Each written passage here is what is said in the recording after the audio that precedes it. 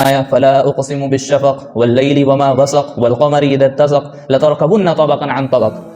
اللہ تعالیٰ قسم کھا رہے ہیں، قسم کھا رہے ہیں. اللہ تعالیٰ کہہ رہے ہیں میں قسم کھاتا ہوں شفق کی. شفق کہتے ہیں مغرب کے بعد ہم لوگ آسمانوں پہ دیکھیں تو اندھیرا ہونے سے پہلے، تاریکی اور اندھیرا چھا جانے سے پہلے آسمان لال ہوتا ہے، اس کو کہتے ہیں شفق احمر.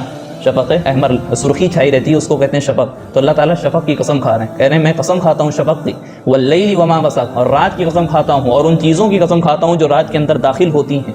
والقمر اذا اتسق، اور چاند کی قسم کھاتا ہوں جب کہ وہ پورا ہو جاتا ہے، یعنی 14ویں رات کا چاند جو مکمل طور پر چمکتا ہے دمکتا ہے، اس کی اللہ تعالیٰ نے قسم کھائی. اور قسم کھانے کے بعد کیا لفظ فرمایا؟ لترکبن طبقا عن طبق. اے انسان تم ایک جگہ سے، ایک مرحلے سے دوسرے مرحلے کی طرف ضرور سفر کرو گے.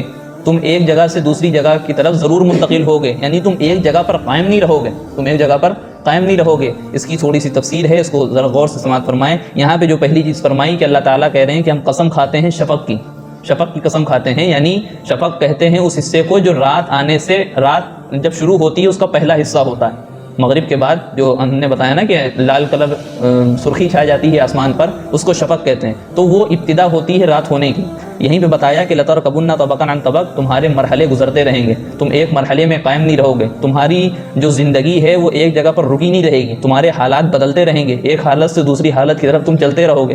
اس کی پہلی چیز یہ سمجھنے کی ہے یہاں پہ جو قسم کھائی گئی کہ جس طریقے سے رات کا ابتدائی حصہ رات شروع ہونے سے پہلے سرخی چھاتی ہے اور اللہ نے قسم کھائی، اسی طریقے سے ہماری جو موت ہے، یہ آخرت کی پہلی منزل ہے. موت آخری منزل نہیں ہے. ہم لوگوں نے سوچا کہ موت آخری منزل ہے، ہماری جو تکالیف ہیں، جو خوشیاں ہیں دنیا میں، اس کی آخری منزل موت ہے. وہ آخری منزل نہیں ہے، وہ پہلی منزل ہے آخرت کی. اسی لیے اللہ تعالیٰ نے فلا اقسم بالشفق کہا. واللیل وما وسق، اور رات کی قسم اور اس میں جو چیزیں داخل ہو جاتی ہیں وہ ان تمام چیزوں کی قسم اللہ تعالیٰ نے کھائی. اب اس میں کیا سمجھنے کی چیز ہے کہ جس طریقے سے رات جب داخل ہوتی ہے تو رات کا اندھیرا ہر ایک کے لیے ہوتا ہے، صرف انسانوں کے لیے نہیں ہوتا، صرف جمادات اور جو ہے جانوروں کے لیے نہیں ہوتا، بلکہ ہر ایک کے لیے رات کا اندھیرا ہوتا ہے، اس میں ہر کوئی داخل ہو جاتا ہے. اسی طریقے سے موت کے بعد جو قبر کی زندگی ہے، قبر کی جو زندگی ہے جس کو ویٹنگ روم کہہ سکتے ہیں، انتظار کرنے کا کمرہ ہم کہہ سکتے ہیں، کہ اس کے بعد ہم کو حساب کتاب دے کر کے جنت و جہنم کا آخری مقام حاصل کرنا ہے، آخری مقام حاصل کرنا ہے. تو اس چیز کی قسم اللہ تعالیٰ نے کھائی. والقمر اذا اتسق، اور اسی طریقے سے بدر کامل جو 14ویں رات کا چاند ہوتا ہے اس کی قسم اللہ تعالیٰ نے کھائی جب کہ وہ پورا ہو جائے، مکمل ہو جائے.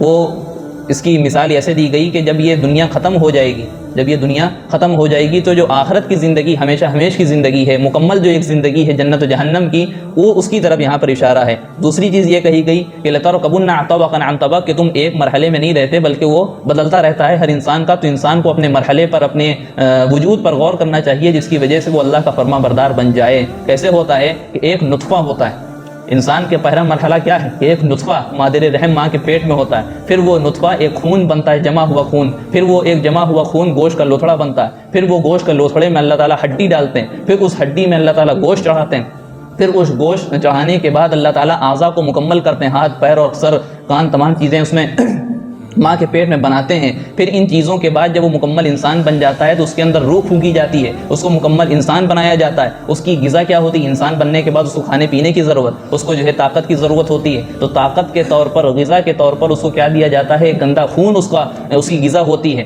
پھر اس کے بعد اللہ تعالیٰ اس کا 9 مہینے کے بعد اس بچے کا اس دنیا میں آنے کا راستہ آسان فرماتے ہیں. پھر جب اس دنیا میں آتا ہے تو گندی غذا کے بجائے اس کو ماں کا دودھ ملتا ہے.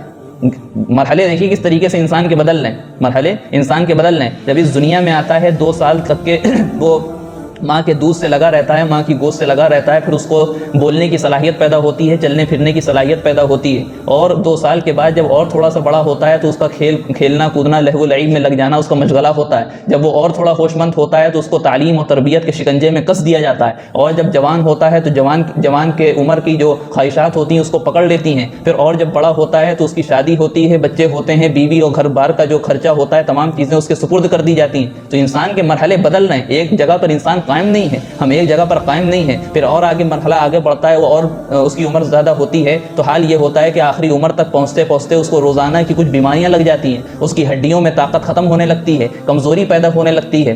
اور انسان کا مرحلہ آگے بڑھتا ہے تو اپنی موت تک کے جا کر کے پہنچتا ہے، اپنی موت تک کے جا کر کے پہنچتا ہے. تو ہم ایک جگہ پر کھڑے نہیں ہیں، ہم ایک جگہ پر قائم نہیں ہیں. اللہ تعالیٰ نے جو کہا لترکبن طبقا عن طبق، کہ تم ایک مرحلے سے دوسرے مرحلے کی طرف بڑھتے رہتے ہو، گزرتے رہتے ہو. یہاں پہ ہم کو حالات حاضرہ میں ایک چیز سوچنے کی، سمجھنے کی ضرورت ہے کہ ابھی حالات ہمارے پہ جو ہیں پوری دنیا کے اعتبار سے لے لیے جائیں یا صرف ہندوستان کے اعتبار سے لے لیے جائیں، ابھی جو حالات ہیں اس آیت کی روشنی میں انشاءاللہ حالات بدلیں گے، ضرور بدلیں گے حالات، اسلام کا غلبہ ہوگا اور ضرور ہوگا انشاءاللہ، یہ جو ظالم ہیں یہ انشاءاللہ تباہ ہوں گے، لیکن کب ہوں گے یہ اللہ کے اوپر منحصر ہے، اللہ کے فیصلے جب اتریں گے تب یہ تمام چیزیں ہوں گی۔ آگے فرمایا فما لہم لا یؤمنون، اگر انسان غور کر لے اپنے مرحلے کے بدلنے پر کہ وہ کیسے چھوٹا تھا اور بڑا ہوا اور تمام چیزیں موت تک کہ وہ پہنچا، اگر ان تمام چیزوں پر غور کر لے تو وہ سمجھ جائے کہ اللہ ہم کو بنانے والا ہے اور ہم کو لوٹ کر کے اللہ کے پاس جانا ہے، تو اپنے اعمال کو درست کر لے۔ لیکن فما لہم لا یؤمنون، پتہ نہیں ان لوگوں کو کیا ہو گیا کہ یہ لوگ جو ہے ایمان تب بھی نہیں لاتے، ایمان تب بھی نہیں لاتے۔ وَإِذَا قُرِئَ عَلَيْهِمُ الْقُرْآنُ لَا يَسْجُدُونَ، یہ ایک سجدے والی آیت ہے، آپ تمام لوگوں سے گزارش ہے کہ سجدہ کر لیں، یہیں پہ سجدہ کر لیجئے گا بھی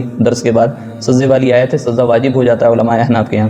وَإِذَا قُرِئَ عَلَيْهِمُ الْقُرْآنُ لَا يَسْجُدُونَ، ان لوگوں کے سامنے جو ایمان نہیں لاتے جب قرآن پڑھا جاتا ہے تو یہ لوگ سجدہ نہیں کرتے، یہ لوگ سجدہ نہیں کرتے۔ سجدہ کرنے کا مطلب ایک تو وہ سجدہ ہے جو ہم کو ابھی کرنا ہے، اور ایک وہ سجدہ جھکنے کا مطلب یہ ہوگا کہ یہ لوگ جھکتے نہیں ہیں، اللہ کی اطاعت و فرما برداری نہیں کرتے جو ایمان نہیں لاتے، لیکن ہم لوگ ایمان والے ہیں، انشاءاللہ ہم کو سجدہ کرنا ہے۔ بل الذین کفروا یکذبون، لیکن جو لوگ کفر کرتے تھے، جو لوگ کافر تھے، ان کا حال یہ تھا کہ تب بھی تکذیب کرنے لگے، لانے لگے۔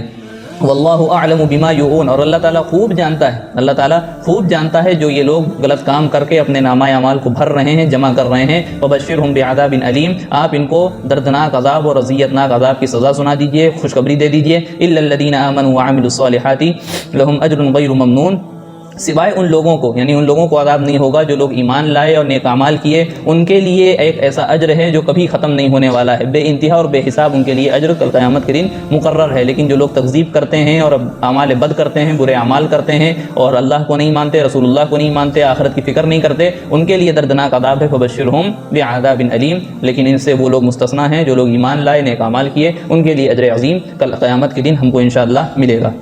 اللہ تعالیٰ سے دعا ہے کہ اللہ تعالیٰ ہم سب کو کہنے سننے سے زیادہ عمل کی توفیق عطا فرمائے۔ وآخر دعوانا الحمدللہ رب العالمین۔ سب لوگ سجدہ کر لیں بھی۔ ویڈیو اگر اچھی لگی ہو تو لائک کریں، شیئر کریں اور چینل کو سبسکرائب کرنا نہ بھولیں، اور ساتھ ہی ساتھ بیل آئیکن کو پریس کریں تاکہ نئی ویڈیو کی نوٹیفیکیشن آپ کو ملتی رہے۔